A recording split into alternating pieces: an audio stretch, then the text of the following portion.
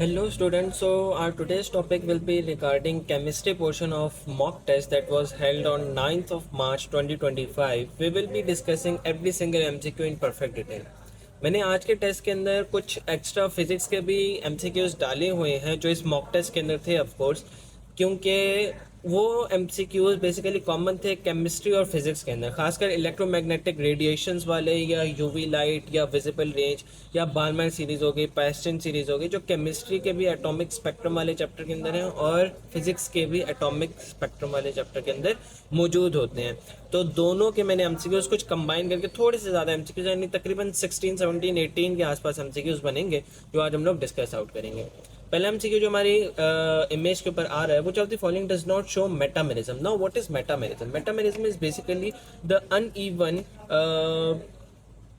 Distribution of carbon atoms across the functional group. अब ethers की बात की जाए, लेट्स से एक ईथर है मेरे पास, ये वाला, ये ईथर है, सॉरी ये कार्बन है। एक बारी में इसके पास 3 कार्बन थे लेफ्ट हैंड साइड के ऊपर और 1 कार्बन था राइट हैंड साइड के ऊपर। अब मैं ऐसे भी तो कर सकता हूँ, मैं 2 कार्बन को रखूँ एक साइड के ऊपर और 2 कार्बन को रख दूँ दूसरी साइड के ऊपर।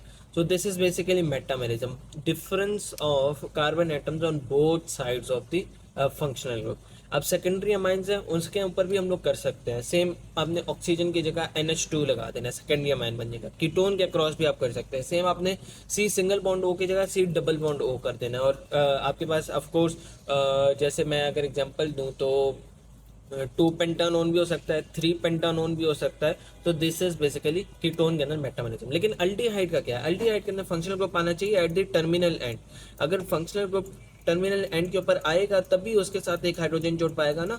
तो इधर आप कार्बन एटम्स के अनइवन डिस्ट्रीब्यूशन कर ही नहीं सकते। आप इस वाले कार्बन के ऊपर अल्डिहाइड ग्रुप नहीं लगा सकते, इस वाले कार्बन के ऊपर अल्डिहाइड ग्रुप नहीं लगा सकते, सेकंड पोजीशन के ऊपर नहीं लगा सकते।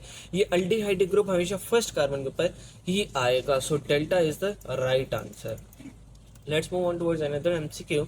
The radiation emitted from hydrogen filled discharge tubes. तो जब हाइड्रोजन फिल स्पेक्ट्रम की बात करें तो जब हाइड्रोजन गैस को हम लोगों ने हीटअप किया था और उसके अंदर से हम लोगों ने स्पेक्ट्रम को आइडेंटिफाई करने की कोशिश की थी, जिसके जरिए से हमें 5 सीरीज का मतलब पता चला था, Lyman, Balmer, पच्चन, bracket, fund.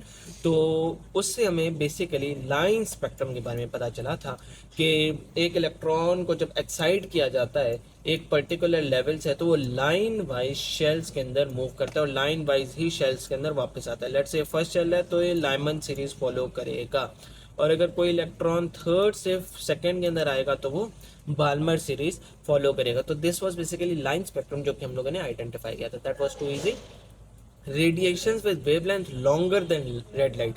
Now आपको एक बात बताता चलो कि energy is inversely proportional to wavelength, यानी अगर वेवलेंथ ज़्यादा होगी तो एनर्जी को कम होना पड़ेगा।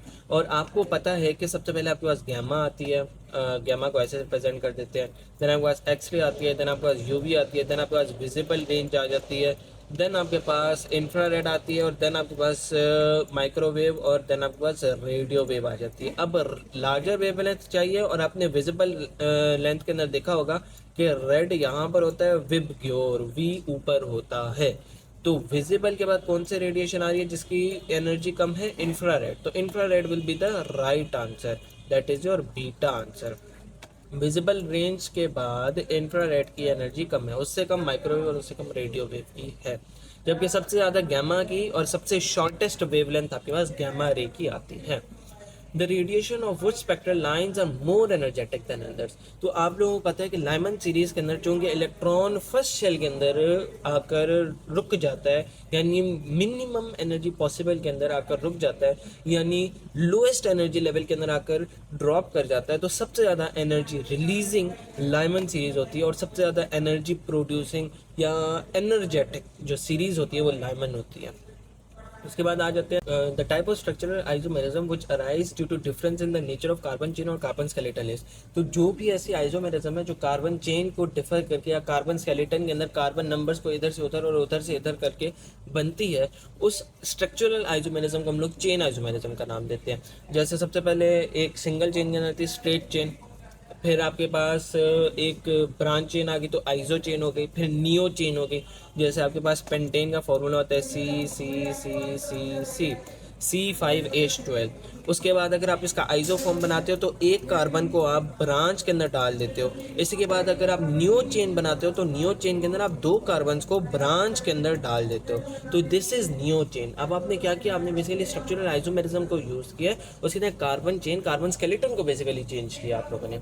नेक्स्ट समझे की तरफ, तो इसका करेक्ट आंसर क्या होगा, chain isomerism. This is alpha option. Okay, next MCQ की तरफ हम लोग चलते हैं। तो next MCQ is the geometrical isomerism is caused by. तो ज्योमेट्रिकल आइसोमेरिज्म किसको कहते हैं, जब ज्योमेट्री चेंज हो जाए। जब जैसे डबल बॉन्ड आता है आपके पास, लेट से एक आपके पास डबल बॉन्ड आया, यहाँ पर क्लोरीन था, यहाँ पर हाइड्रोजन था, यहाँ पर क्लोरीन था और यहाँ पर हाइड्रोजन था, तो दिस इज सिस फॉर्म, क्योंकि दोनों क्लोरीन एक ही साइड के ऊपर आए हुए हैं। और अगर इसी के अंदर आपके पास यहाँ पर एक क्लोरीन आ जाता और यहाँ पर एक हाइड्रोजन आ जाता तो ये ट्रांसफॉर्म बन जाते हैं। सिस और ट्रांसफॉर्म का हर किसी को आइडिया होगा, इस वजह से मैंने दो डायग्राम्स नहीं बनाई और ज़्यादा टाइम को वेस्ट नहीं किया। ये आइसोमेरिज्म बेसिकली क्यों होती है, क्योंकि आपके पास यहाँ पर एक डबल बॉन्ड आता है जो कि रिस्ट्रिक्शन प्रोड्यूस कर रहा होता है इन रोटेशन। अगर तो अल्केन होता, कभी क्लोरीन ऊपर होता, कभी क्लोरीन नीचे, कभी क्लोरीन कभी हाइड्रोजन ऊपर तो कभी हाइड्रोजन नीचे। लेकिन यहाँ पर रिस्ट्रिक्टेड पाई बॉन्ड है जिसको ब्रेक डाउन करके आप क्लोरीन की शिफ्टिंग करा सकते हो। उसको हीट अप करना पड़ेगा सिस से ट्रांस और ट्रांस से सिस करने के लिए, इसके अलावा ये नहीं हो सकता। तो this is due to the restricted transition of या restricted rotation of pi bond. Similar group on a carbon atom similar group का नहीं होना चाहिए, दो डिफरेंट ग्रुप्स अटैच होने चाहिए। Free rotation of a pi bond, free rotation नहीं कराता पाई बॉन्ड, एक रिस्ट्रिक्टेड रोटेशन कराता है, इतनी आसानी से नहीं कराता। पाई बॉन्ड को आपको ब्रेक करना पड़ता है। The presence of a triple bond नहीं होता बल्कि डबल बॉन्ड होता है कंपाउंड के अंदर। नेक्स्ट आपके पास आ सकता है the smallest alkane that shows isomerism is. तो स्मॉलेस्ट अल्केन आपके पास ब्यूटेन आ जाती है। अब देखो, अगर तो मैं प्रोपेन को बनाऊं, ये 3 सिंगल चेन, ये भी स्ट्रेट चेन है और ये भी स्ट्रेट चेन है। क्यों, नंबरिंग को जब हम लोग काउंट करते हैं 1 2 3, देन 1 2 3, देन 1 2 3, तो सारे के सारे स्ट्रेट चेन 3 कार्बन एटम था। लेकिन ब्यूटेन की अगर मैं बात करूं, ब्यूटेन को अगर मैं यहाँ पर ड्रॉ करने की कोशिश करूँ तो 1 2 3 एंड 4, देन एक अगर मैं ब्रांच डाल दूंगा तो ये देखो, आप नंबरिंग कभी भी 4 की नहीं दे सकते। आप यहाँ से फर्स्ट कार्बन ले लो 1 2 3, अब यहाँ से फर्स्ट कार्बन ले लो 1 2 और नीचे चले जाओ 3, फोर्थ कार्बन आप नहीं ले सकते। तो सेकंड कार्बन के साथ ब्रांच आ गई है। Butane is the right answer, क्योंकि butane is the smallest alkane that can show isomerism. Okay, the type of isomerism existing in a compound of molecular formula C2H6O। तो C2H6O को आप किस किस तरह से बना सकते हो, देखो 2 कार्बन मैंने बना दिए। एक तो ये हो सकता है मैं इसको CH3 दे दूं, इसको CH2 दे दूं और आगे OH बना दूं। देखो आपके पास C2H6O का फॉर्मूला अप्लाई हो जाएगा, ये अल्कोहल बन गई। दूसरा तरीका ये हो सकता है कि आप इसको CH3C और क्या बन सकते हैं भाई, ये CH3 okay CH3OCH3, so this can be a ether, ये एक ईथर भी बना सकते हैं। तो दोनों के अंदर देखो आप फंक्शनल ग्रुप चेंज कर रहे हो, पोजीशन आप चेंज नहीं कर सकते क्योंकि 2 ही कार्बन है। दो जिस भी कार्बन के साथ लगा दो आपके पास फर्स्ट कार्बन के साथ ही रहेगा।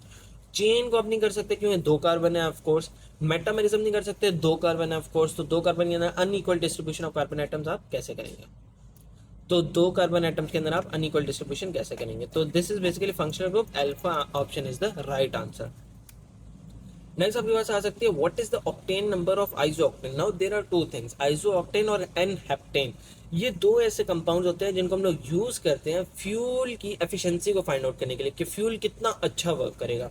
अब आइसोऑक्टेन का जो ऑक्टेन नंबर होता है वो होता है 100, दैट इज अ गुड या बेटर, या जिससे हम लोग कंपेयर करते हैं एक अच्छे फ्यूल को।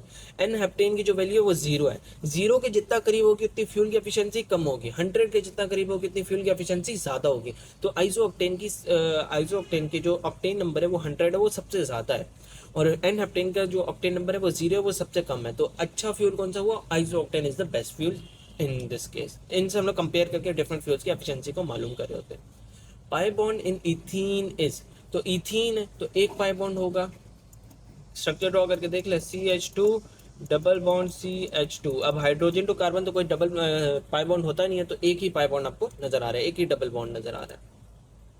The ratio of the longest to shortest wavelength in Brackett series of hydrogen spectra. एक तो ये हो सकता है कि आप इनके रट्टे मार लो, और दूसरा ये हो सकता है कि आप इनकी प्रॉपर तरीके से देखो कि कैसे होते हैं। तो जो लॉन्गेस्ट वेवलेंथ होगी, लॉन्गेस्ट वेवलेंथ, उसके लिए आपको क्या करना पड़ेगा, लॉन्गेस्ट वेवलेंथ का मतलब है स्मॉलेस्ट एनर्जी, आप क्या करोगे, ये आपके पास बराबर आएगी आर मल्टीप्लाई बाय 1 बाय, क्योंकि ब्रैकेट सीरीज के अंदर आपके पास जो एटम ड्रॉप होता है वो लाइमन पाल्मर वेस्टर्न ब्रैकेट, तो फोर्थ शेल के अंदर आकर आपके पास ड्रॉप होता है, तो आप यहाँ पे लिखोगे फोर्थ शेल।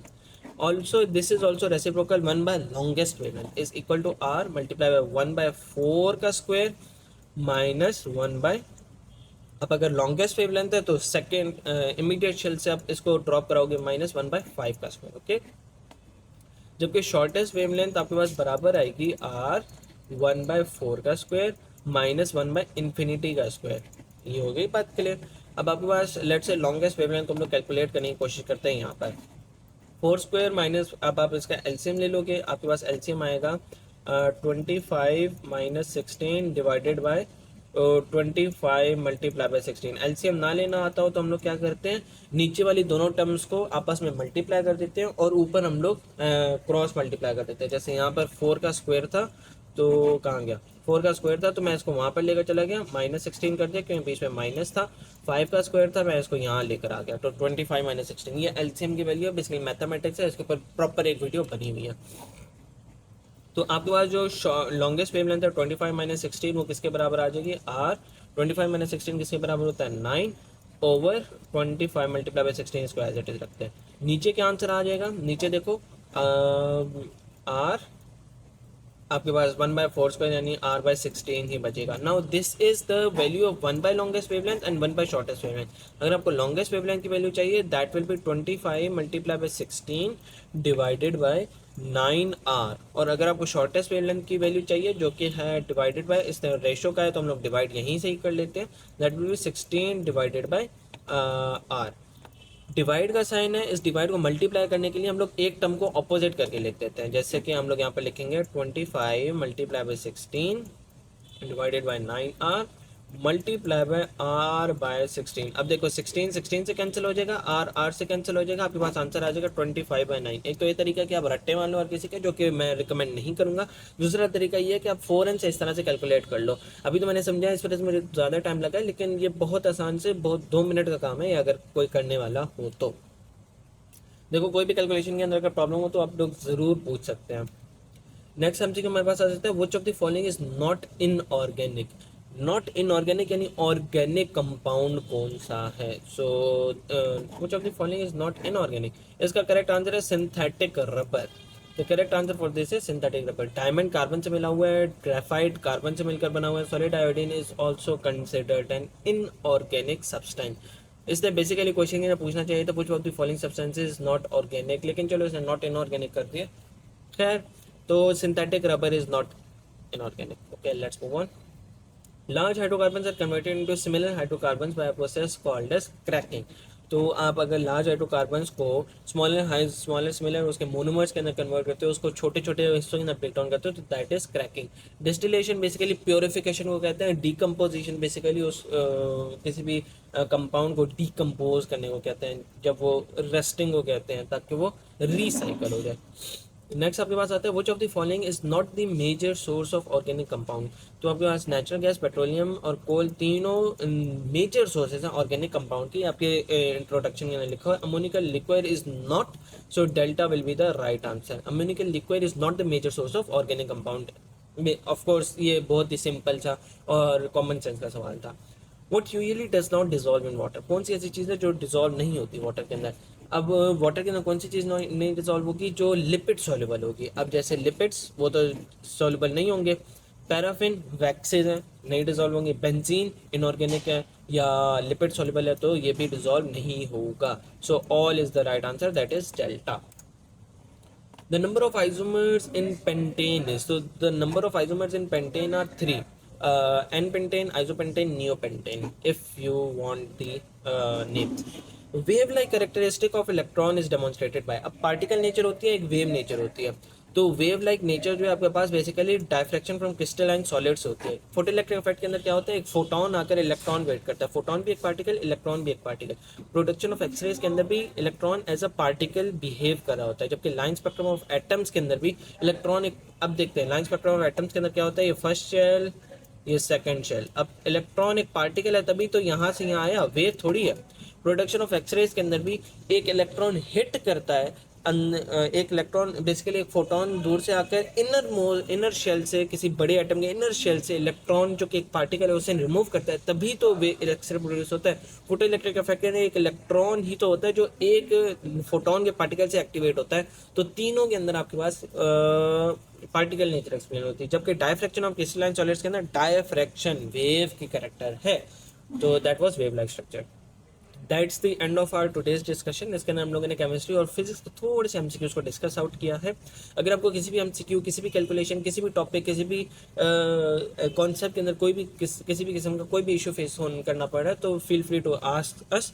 आप कमेंट सेक्शन के अंदर भी पूछ सकते हैं। आपके पास व्हाट्सएप नंबर भी अवेलेबल है। और अगर आपको यह वीडियो पसंद आई है तो ज़रूर इसको लाइक और सब्सक्राइब कीजिएगा। अगले लेक्चर तक के लिए अल्लाह हाफिज़।